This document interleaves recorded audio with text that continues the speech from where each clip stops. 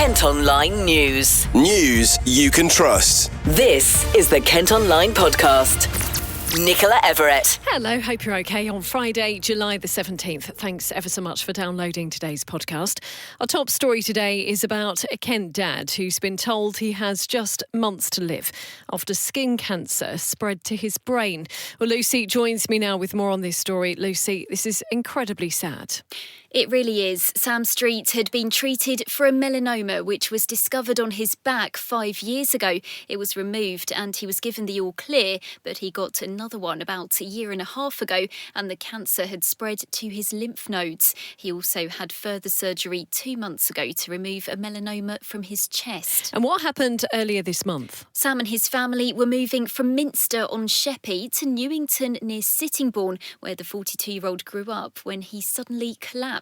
He was taken to Maidstone Hospital and a scan revealed the cancer had spread to his brain and was terminal. Now, everyone's rallying round to help, is that right?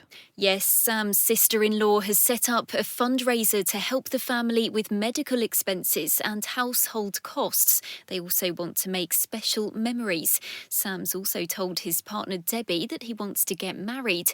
The couple have been together for 13 years and have 4 children between them.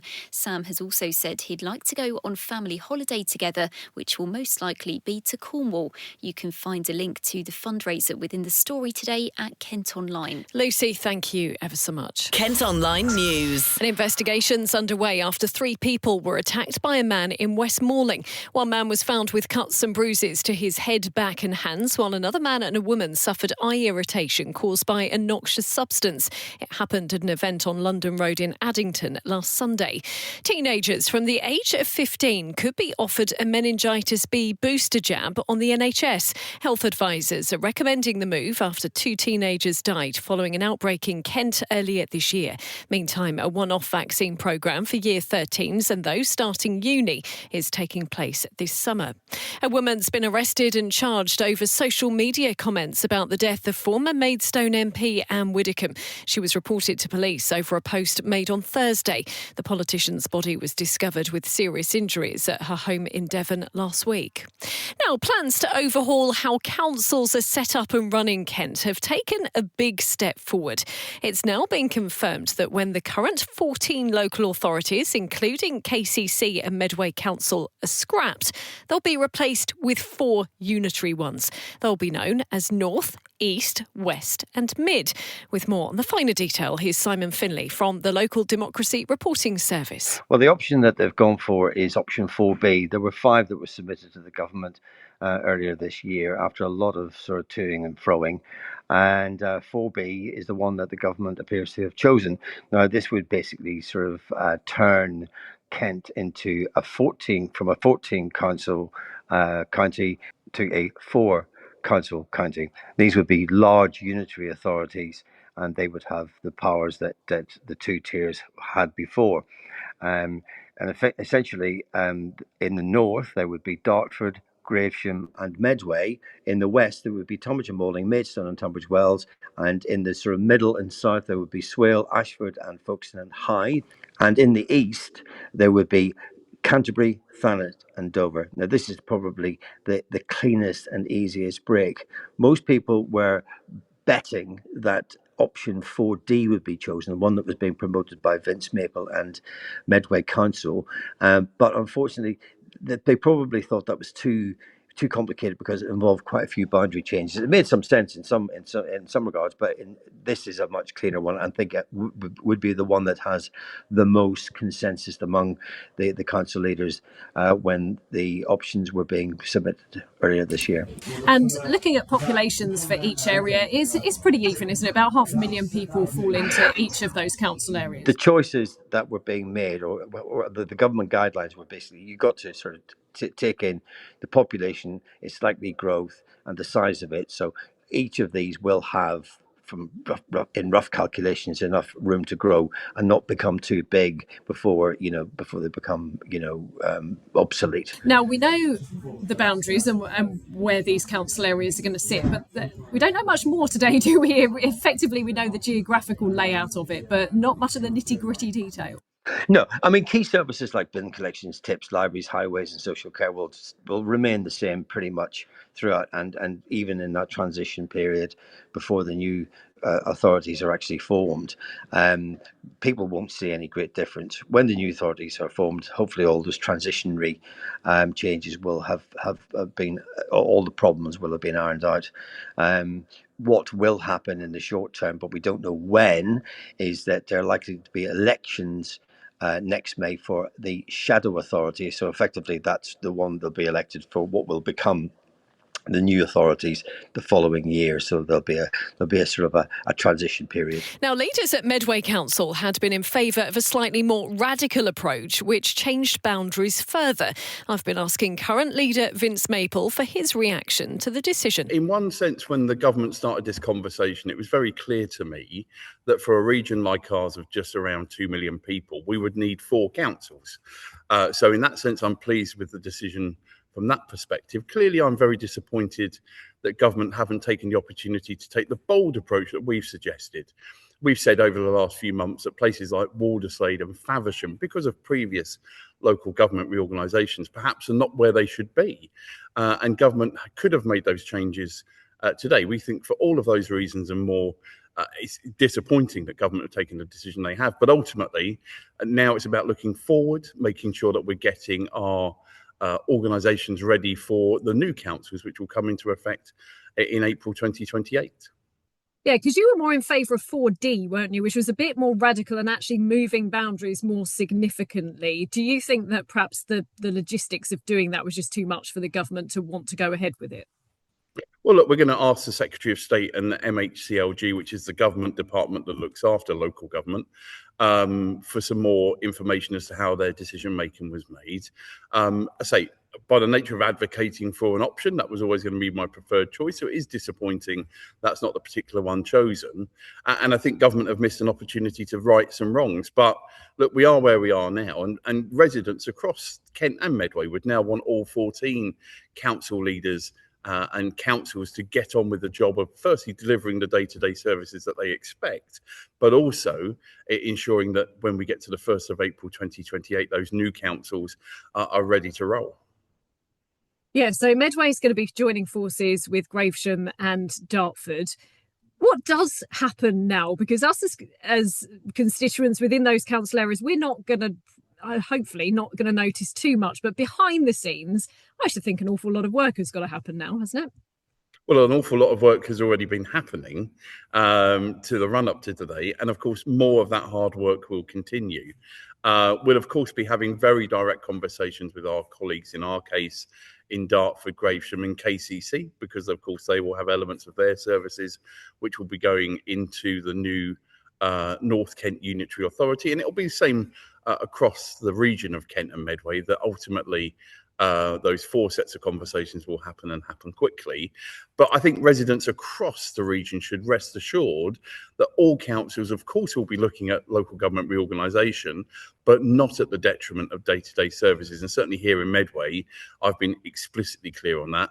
Business as usual continues. We've got an exciting programme of activity and events happening, for example, for those who enjoy our bits and pieces in the community, as well as those important statutory services like social care and education. As was mentioned in those interviews, elections are due to be held next year and the councils will start running in 2028. Kent Online reports. Changing rooms and showers at a Kent leisure centre have been branded filthy and disgusting less than 2 years after an £8 million refurb. Visitors to Kingsmead Pools and Fitness Centre in Canterbury have shared photos online showing dirt, stained grout and grime around cubicles. You can see the images by heading to the website today. Well, bosses say a more vigorous and focused cleaning programme is now in place. Plans have been unveiled to build around 100 homes and apartments on part of Saga's headquarters in Kent. The travel and insurance company has been asking nearby residents what they think of the ideas for Embrook Park, which is in Sandgate near Folkestone. It's been put forward following a change in working patterns, which means there are fewer staff on site every day. Meantime, an An empty parade of shops in Ashford is going to be turned into a 4-storey hotel. Councillors have approved plans for new rents between Castle Street and Drum Lane. 6 shops will be demolished to make way for the 92-bed facility along with 10 flats. Next on today's episode, and plans to turn an area of ancient woodland near Maidstone into a quarry have taken a step forward. Bosses at Kent County Council want to use land at Oaken Wood in Barming to meet the growing demand for building materials. More than 26,000 people have objected, though, and a protest was held outside County Hall yesterday. Rachel Rodwell is from Friends of Oaken Wood. It's the biggest existential threat to woodland in the UK. The loss of canopy, the loss of ancient soil is going to be devastating for the area. Maidstone Borough Council leader Stuart Jeffrey is also fighting the proposals. It goes against everything we know about the biodiversity emergency and the current mass extinction event. It is fundamentally wrong when there are other sites across Kent that could be quarried for this stone. There is no need to destroy ancient woodlands to do so. As we heard, it's claimed the quarry is needed to help keep up with demand for building materials. Well, Sean Connor is from Gallagher Aggregates. Without the continuation of Hermitage Quarry, Kent will rely on, for the future, wholly imported aggregate from abroad, from over 1,000 kilometres away, to bring its crushed rock into Kent. Which we think is a really bad thing, because you're not going to get the social value, the employment, the supply chain supporting this operation here. So effectively, your carbon footprint will go up in terms of importing. So importing is 3 to 4 times more carbon emissions than supplying locally. Kent Online reports. A water company has apologised after residents in a West Kent village reported a water leak which hadn't been fixed for 5 weeks. With more detail, here's 81-year-old Joe Senior, who lives in St Mary's Platt. We've had a leaking water pipe in the village for about 5 weeks. We had a lot of leaking pipes around here over the time that we've lived here. But this one has gone on far too long. And the real insult was that in the middle of it, the Kent water people decided to put a no hosepipe ban on, which has frustrated us all, especially us older ones who can't really manage watering cans and didn't know that we could ring the water board and get permission to use a hosepipe. So it's been very frustrating, very irritating. It's a horrible mess all across the road. It keeps people awake at night. And we're worried that some of the people who bicycle very fast down here will come off their bikes because there's algae going over the road. All this also comes after we told you on a previous episode that figures had revealed South East Water was losing 100 million litres of water a day through leaks. Well, bosses say contractors have been told about the issue in St Mary's Platt and it'll be fixed as soon as possible. Plans to expand a Kent grammar school have been given the go-ahead as pupil numbers continue to surge. New housing around Maidstone is one of the reasons for increased demand for places at Oakwood Park. £7 million is going to be spent on building 3 new classrooms and a sports hall, increasing the entry level from 160 to 190 from September next year. And you've heard of puppy love. Well, now 2 dogs in Kent are set to get married. Yep, you heard me right. Bella the cockapoo is due to tie the knot with miniature poodle Jasper during a ceremony next weekend. Their owner, Maria Wyatt, is planning the occasion at the retirement home where she lives in Wateringbury.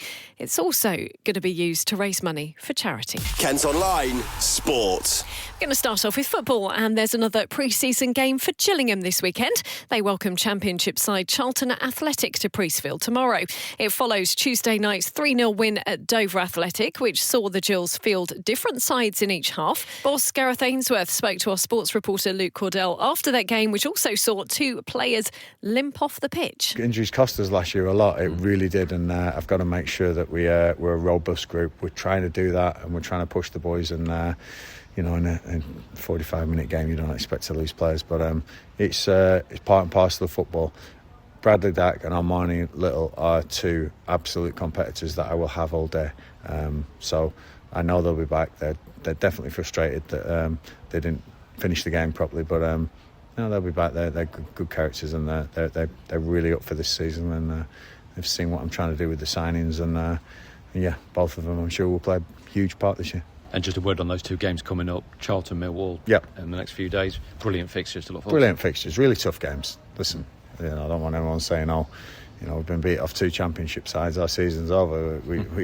We definitely will be up against it in both games. I think both teams have been away on trips and they've got their teams together. They've got a huge amount of resources and a huge amount of money to spend, and I think you'll see some quality players against us. There's no reason we can't match them and can't come out of our shells and play above what we think we can be capable of. But it will be tough without a shadow of a doubt. Last season Luton and Reading, I think, coming to town were quite tough games for us, but we started the season well. That's all I care about, is that first game against Walsall. The Luton game obviously is a free hit at opposition above us, and they're very strong in the cup. But my focus is winning that game against Walsall, and that's all I care about. On to rugby now, and Kent Spinell has kept his place in the starting 15 for England's Nations Championship clash with Argentina on Saturday. Coach Steve Borthwick has named an unchanged team, which means no place on the back row for Henry Pollock, despite scoring a hat-trick against Fiji on Saturday. And thousands of people are expected to take part in the Medway Mile tonight. The annual run, jog or walk is going to start and finish at Medway Park in Gillingham. Events will also be happening within the centre to kick-start the Love Gillingham weekend. That's all from us for today. Thanks ever so much for listening. Don't forget, you can follow us on socials, plus you can get details on the top stories direct to your email each morning via the briefing. To sign up to that, just head to kentonline.co.uk, and whilst you're on the website, you can also subscribe to Kent Online Premium. That gives you access to content with fewer ads and exclusive stories. News you can trust. This is the Kent Online Podcast.